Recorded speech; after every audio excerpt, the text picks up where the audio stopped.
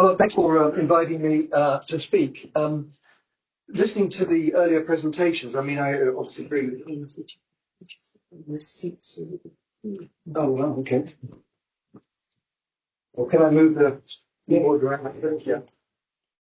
So thanks for inviting me. Listening to the earlier presentations, obviously I agree with the content of them, and but I was also thinking that maybe I should frame my talk in a slightly broader perspective about the concept of planetary health. In other words, human health within planetary boundaries. Because, as you probably know, 6 of the 9 planetary boundaries have been articulated by people like Johan Rockstrom and multiple colleagues from an environmental perspective. 6 of the 9 of those boundaries have been exceeded, been transgressed. And those have profound impacts on human health. We still don't fully understand all of the impacts, but there's no doubt that they do have multiple impacts, and they will interact in many ways. So I could have started with that framing, and there, of course, there are whole conferences. I'm going to a conference in a couple of weeks on planetary health, and that's going to go on for 3 days. So one can't say very much in a few minutes. But I was asked to focus on a particular subset of that, which is the integration of climate and pollution agenda. So I'll do that. But I would like to ensure that you bear in mind this bigger perspective, bigger picture. I think it is important because there are different framings. There's the One Health framing, which is important historically, but focuses particularly on emerging zoonotic diseases. There's the planetary health framing.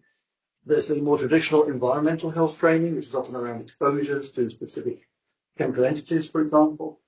And then there's the climate change and health framing as well. And climate change, of course, is one of these 9 planetary boundaries. So, but I'll focus, as I say, on the subset of this. And I quite like this infographic, so I'll use that for my opening slide.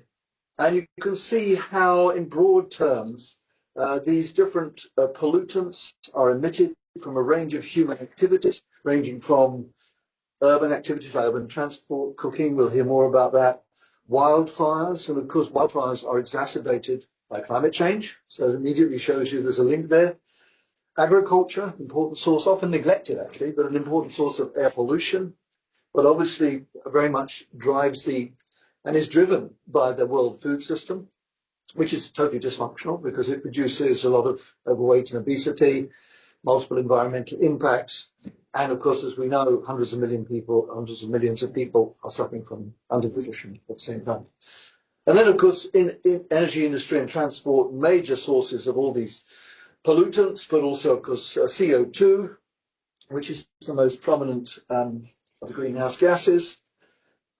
And it's important, I think, to make the link between these aerosols and climate change. So here we have all these anthropogenic aerosols. We have some natural ones as well, like from volcanoes and some, which are cooling.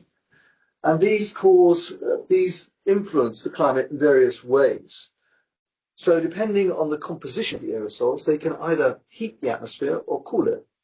So sulfate, for example, is a cooling aerosol, whereas black carbon heats the atmosphere. So it's important to understand there are these differential effects, and these have an important implications for policy as well. So that's kind of illustrating many of the interactions between, in this case, air pollution and climate change. And of course, this is a little bit complex. Maybe I should have chosen a simpler slide, but it's taken actually from the IPCC, the last IPCC report. And what it showed you, maybe it's just to focus on the right side. GSAT means the global surface air temperature over recent centuries. And what you can see is on the left here, CO2, the most important greenhouse gas. We all know that. It's contributed to nearly 1 degree of the current, I don't like to use the word warming, because warming actually is a bit too short, because warming, well, we all like warming, don't we? But if you say heating, I think that's more realistic. And of course, it's not just the temperature, it's also extreme events as well. But then often neglected is methane.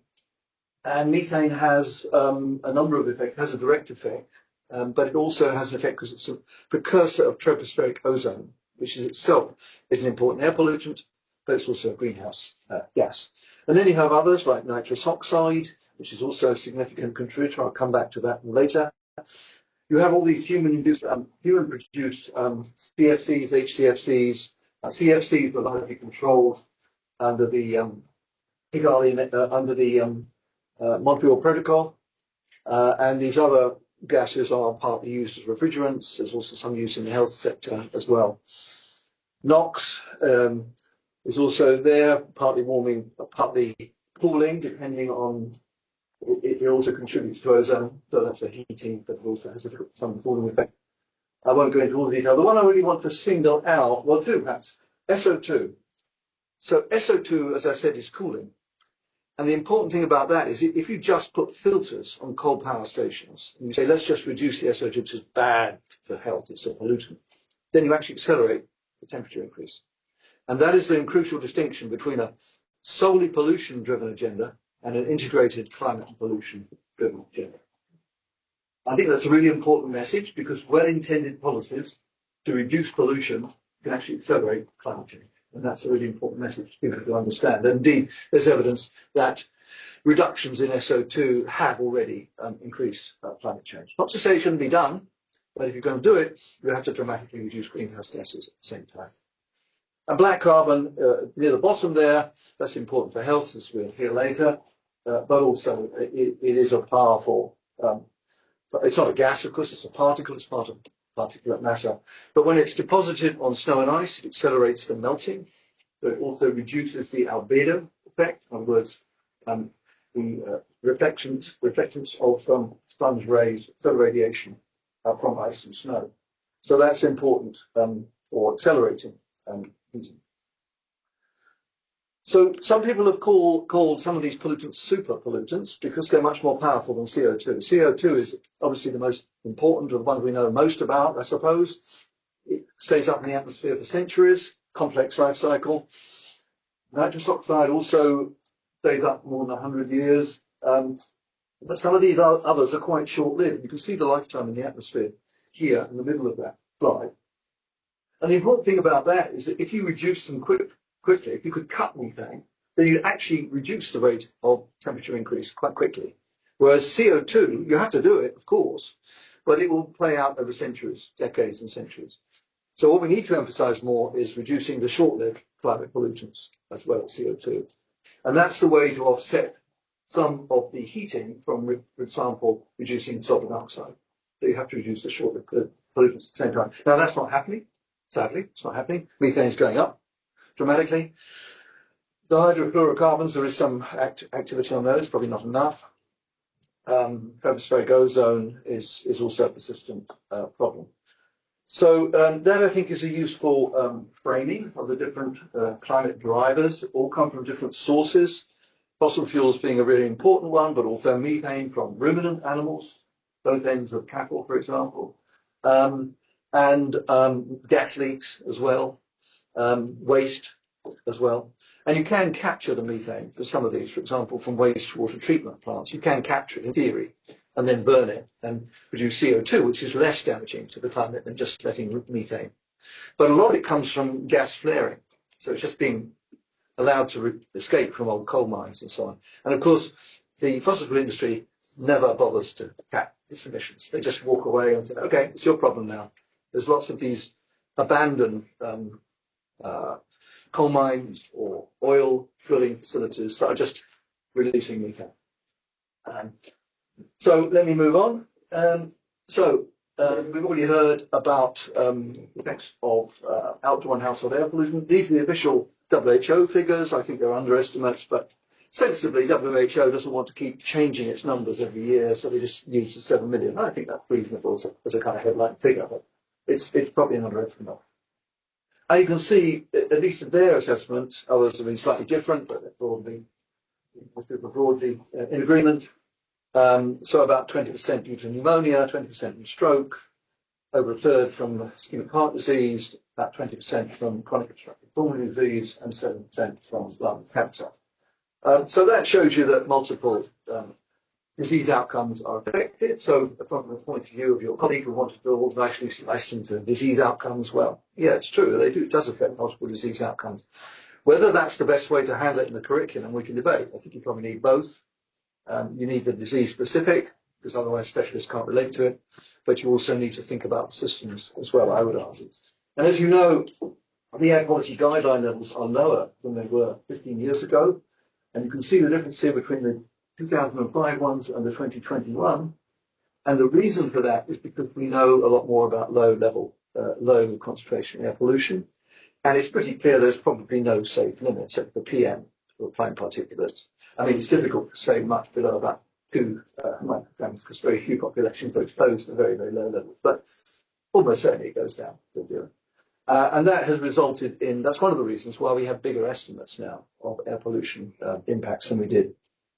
But air pollution, of course, and this is a public health England site, quite a nice infographic, I think, has a range of different effects. Some of them are better more evidence-based than others. I think there's pretty good evidence that affects pregnancy and low birth weight. Children, I won't read them all out, you'll see them there. Adults, again, reasonably good evidence for many of these. And the elderly, again, growing evidence. Even I think for dementia, the evidence is really growing and it's much stronger than it was just a few years ago. Most people would accept there's probably a link with cognitive impairment now, and of course stroke. So this is why it has a life course effect, exposure to air pollution, and it may interact with climate change as well. I don't really have time to go into it, but climate change also affects pregnancy outcomes. I mean, extreme heat exposure, for example, increases the risk of stillbirth, premature labour. And we and others have been doing work in places like West Africa and so on, showing the extreme heat exposure that many pregnant women have. This is just an infographic trying to summarise the effects of the health outcomes. We've already heard from Francesco some of the health outcomes from climate change, and I'm not going to go into details. I think at the moment, pollution is having a bigger effect than climate change on health. But climate change is escalating and will increase over decades to come. And the thing about climate change is that we're seeing big advances in methodology. So when you look at all the thousands of papers that have been written about the effects of the climate on health, very few of them have actually formally attributed the health effect to human-induced climate change. So you say, well, definitely got heat wave, well, difficult. But the point is, what proportion of those deaths wouldn't have occurred in the absence of human-induced climate change, or would have occurred in the absence of human-induced climate change. And that's changing quite quickly. So there are now over 20 papers giving formal attributions, and there will be a lot more in years to come. And we seem to see the estimates. One estimate is over a third of heat-related deaths in 43 countries could be attributed to climate change. Recent estimates from my colleagues at the school suggest quite a lot more than that in the recent European heat waves. So it depends on where you're looking and what assumptions you make. But there's no question that the health effects can be formally now attributed, not all of them, but increasing numbers. I'm not going to read out all the different health outcomes. You can see that climate change, as I've said, does increase the risk, exposures to air pollution, for example. It also probably affects the migration of things like plastics in the environment as well. As you get melting of the ice caps, you get melting of the permafrost, you get mercury release, you get microplastic release, nuclear waste release. So it intersects, with the pollution agenda, and we don't fully understand, we haven't quantified all those effects. But you can see there's a whole range of other factors as well that may interact with chemical pollution. For example, plastic waste, you can get vector breeding in waste plastics. Or tires, old tires, for example, that's how dengue got to Europe. I thought it was in the shipment of old tires they got to the dengue vector, the Aedes albopictus. So there is an intersection even between the infectious disease of climate change and pollution, which we haven't fully taken into account.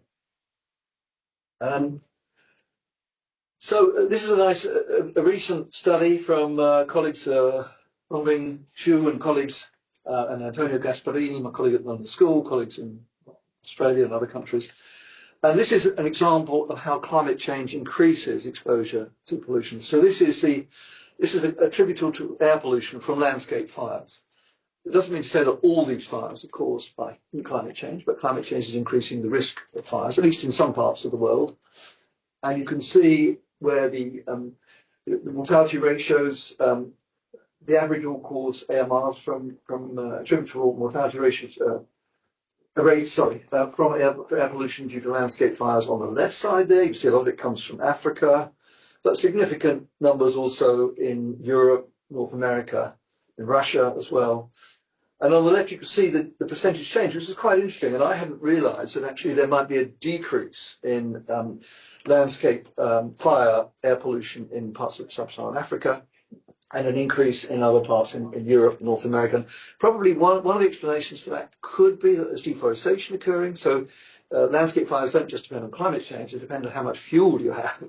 So if you deforest, then obviously less fuel to burn. And of course, some climate change skeptics will deny it and say, oh, well, you know, in some parts of the world, landscape fires are going down. Yeah, because there's deforestation, not surprising, you know, you're reducing the fuel. So, hey, that doesn't mean climate change is not happening. So that is a nice, interesting study, I thought. And, you know, surprisingly big burden there, which I hadn't understood myself, how large the burden might be. And this is an updated estimate of the air pollution from fossil fuels. There are a number, as Francesco alluded to some. I think you alluded to one of our earlier estimates, which was about 3.6 million. Yeah, I think. That was 2015. Yeah, we published that in 2019. It was based on 2015. That's the one you're thinking of. It was based on 2015 data. This is an updated version published a couple of years ago, based on more recent data. And we estimate now about 5 million excess deaths a year. And that's using an atmospheric chemistry model. So it's led by our colleagues in the Max Planck Institute for Chemistry in Mainz. And this is a good example of how we work with people now that we didn't used to work with before, like atmospheric chemists and so on, because they understand much more than we do how the atmosphere actually works and the different pollutants interact and so on. So we have to use their models to come up with credible estimates of the effects of fossil fuel burning. And at the top, you can see the total mortality. We estimate higher than WHO. We estimate over 8 million just from ambient. And the reason for that is, first of all, we're using the most updated air pollution exposure response relationship. We go down much lower than the old ones. Secondly, we don't just use the established heart disease and other relationships. We also include a kind of miscellaneous group, which probably includes dementia and so on, in our estimates, and that increases them by about 20%. So overall, that's why we think it's higher. Now, some people have actually come up with even higher estimates than that. So ours is not the only one, but I think many of the published estimates for fossil fuel are underestimates, personally. The top shows you the total mortality from all air pollution, particulate and ozone. The next is when you take out fossil fuels. So that just leaves you then with the other sources, which a lot of that's household air pollution that leaks out into the ambient air. So, you know, when you burn solid fuels in houses, obviously you breathe it in, but a lot of it leaks out into the ambient air as well and causes ambient air pollution. And that's if you could remove all human emissions. So take out all the household air pollution, all the fossil fuel, other sources. And you can see that would just leave a band of air pollution there, which is mainly so-called natural dust, although some of it's related to human activities as well, and maybe influenced by climate change. So, moving on to some of the specific gases and the co-benefits of reducing specific gases, I mentioned methane, which I think is a really important and often rather neglected greenhouse gas. About 40% of that comes from agriculture, over a third from fossil fuel, and maybe 20% from waste. And it's 86 times more powerful than CO2 over a 20-year period. And it's probably responsible for about 40% of the heating since the Industrial Revolution. And because it's a precursor, it's not damaging in itself. It doesn't cause direct health damage. But because it's a precursor of tropospheric ozone, it could be responsible for a proportion of those 1 million plus premature deaths from tropospheric ozone. There are different estimates of them. We estimated probably about 250,000 ozone-related deaths from fossil fuels, but we didn't include. But there may be others as well. And again, probably the most important factor there is respiratory diseases rather than heart disease. But it also, of course, reduces the crops. It damages crops, so there may be indirect effects on health.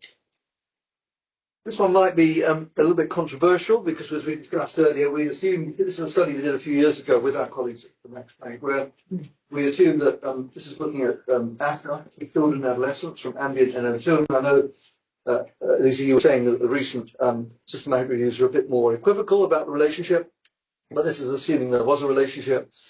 And we estimated that there could be about 14% of the asthma cases worldwide might be attributed to NO2, air pollution from land transport, power generation, solid biofuels, etc. So it's obviously conditional on what you, your assumption. And this, I have nothing to do with this one, but I thought it was quite interesting. And I'm not sure, is it yet now in the public domain? This, peer reviewed, I mean, it's in the public domain, but they're not peer reviewed.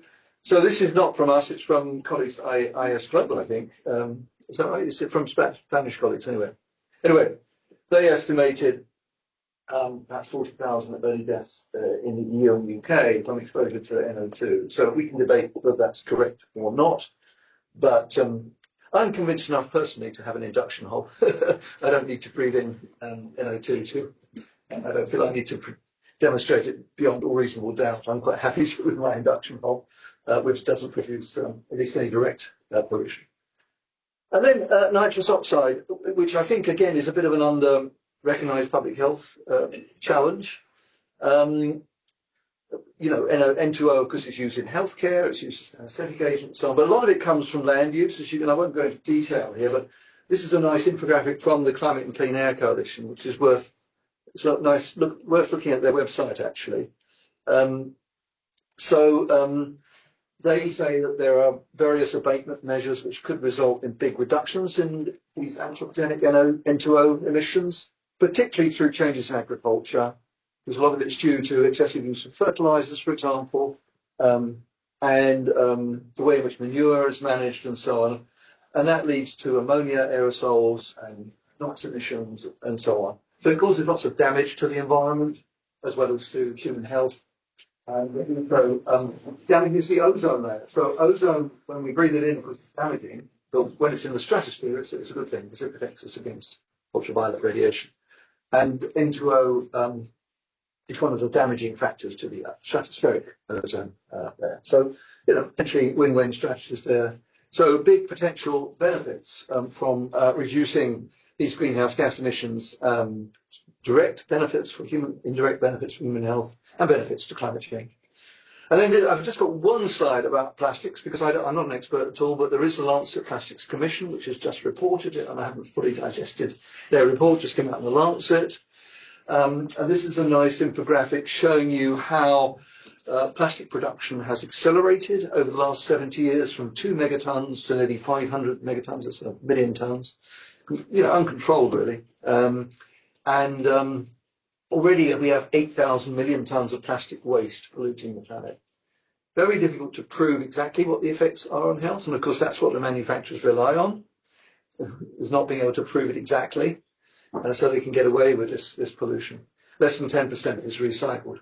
And this rather complex infographic shows you how production, use and disposal affects plastics in the environment. So there is a big synergistic agenda there between plastics, much of which of course used in the healthcare sector as well, single-use plastics, and human health and the climate. So what can we do about it? Well, many of these policies that we need to implement have win-wins. Win-win benefits, benefits to human health in the near term, benefits to climate change as well. But we also know from a nice paper in Science last year that of the 1,500 climate mitigation implemented policies over recent decades, only 63 of those policies effectively reduced greenhouse gas emissions. And most of those were policy mixed. So many of them are incremental policies. They're little bits and they're tiny proportional impacts. And so when you add all that together, it doesn't come to enough, of course. So that means that these greenhouse gases are still going up in the atmosphere. And what we're seeing is there's a block. You see this with the COP process, you see it with the plastics treaty, that these powerful economic entities like the plastics industry, the fossil fuel industry, they're blocking progress. And essentially, that's one of the reasons why I think we haven't seen much progress. We've known about carbon pricing for years, but many countries don't implement it at the necessary speed and scale because these powerful interests can block progress. And we also lack robust evidence because many of these interventions have not been evaluated. So we're now focusing on the evaluation agenda. There's lots of modelling studies, and they're great, and so on. We all like modelling studies, but it doesn't tell you what actually happens when you try to implement policies on the ground. So that's what we're doing at the moment. This is our Pathfinder initiative, which I won't go into detail, but what we've been doing is trying to quantify the healthcare benefits of climate action. So we published a big review in the Lancet in early 2024, and we also asked for case studies of implemented actions, and we got a few. We got about 20 plus, something like that, but not enough. And this shows you some of the sectors that they're in. Buildings, blah, blah, blah, transport, I won't read them all out. And you can see the range of health outcomes that they use. As I say, nearly all of them, 90% of them were modelling. The four big pathways were through the health benefits, through air pollution, diet, physical activity, and injuries. That's particularly in the transport sector. Most of the evidence comes from cardiovascular disease and cancer and all-cause mortality, but some, including mental health, were measured in some studies. Probably I won't go into this much detail. This actually, what we tried to do here was to quantify two metrics. One of them, what we call climate mitigation intensity. So that's the changes in greenhouse gases per 100,000 population per year by policy. And the other was the health co-benefit intensity, which was the changes in years of life lost per 100,000 population per year. And I don't have time to go into detail, but it shows different patterns. Some things cause big reductions in greenhouse gases, but fairly small benefits, direct benefits to human health. For example, obviously, if you replace natural gas with renewables, then you get much less direct health benefits than replacing, say, coal with renewables, because coal is responsible for so much air pollution. So it depends what you're replacing with what. And I don't have time to go into detail, but we've created this evidence bank, which gives you access to a lot of the evidence of model studies and the case studies that we. And just a couple of quick case studies. This is one from the US, looking at renewable energy standards. Obviously, this is being reversed now by the Trump administration, but there were significant benefits to the climate from significant increases in electricity generation from renewable energy, significant benefits to health, depending on whether you're replacing natural gas or coal. This is a nice study in Australia. We found very few randomised trials. You can't do randomised trials often because they're national level policies, or you can't do randomised trials of carbon dicing, for example. I don't think anyway. But this is a nice one. It was an upgrading of homes, 1,000 low-income households in Victoria, and they showed big reductions in greenhouse gas emissions. So half of them had the upgrade before the winter, half they were randomised, half after the winter.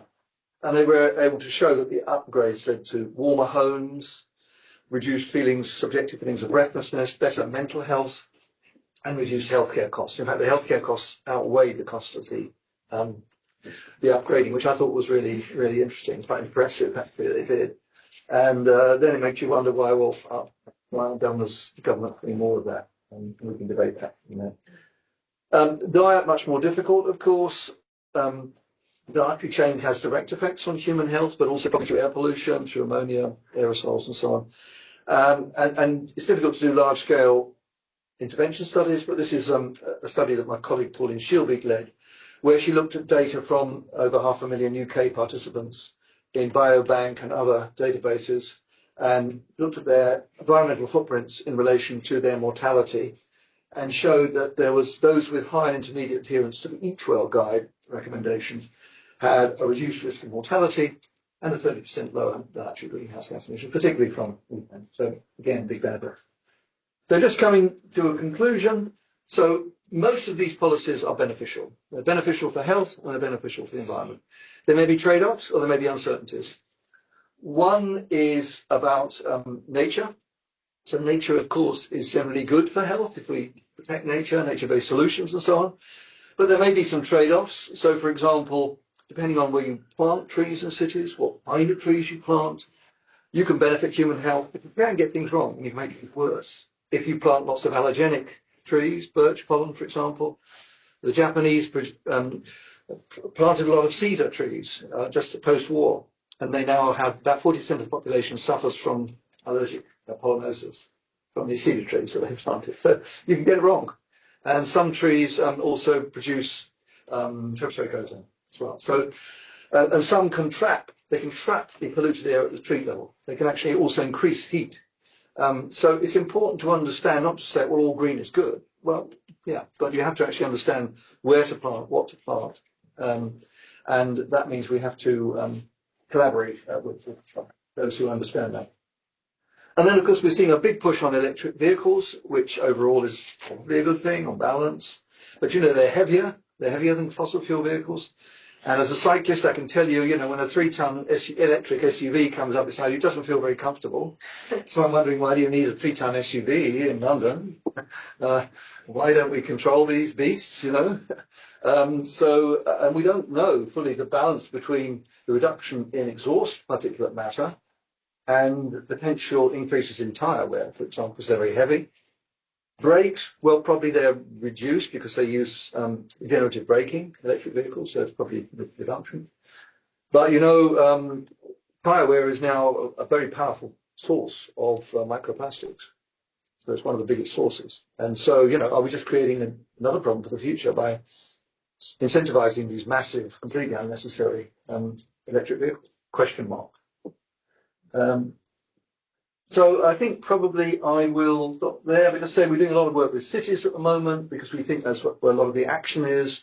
National level policies are difficult because the big powerful interests are lobbying constantly against national level policies, whereas mayors are much more in touch with the local population. And as we've seen in London, with Sadiq Khan, if you've got a courageous mayor, they can just say, we're going to do it and, you know, face the consequences. I don't think actually they packaged their policies very well. I think they could have done it better, but they did it. So just in conclusion then, what I would say is there is pretty good evidence that positive global and health or environment framing bolsters public support for climate policy. So this is where the pollution and the climate action agenda are consistent with each other. And if we can create a much more positive narrative around the need for action, then that can increase the public support for policies. And there's generally an underestimation by decision makers about the level of public support for climate policies.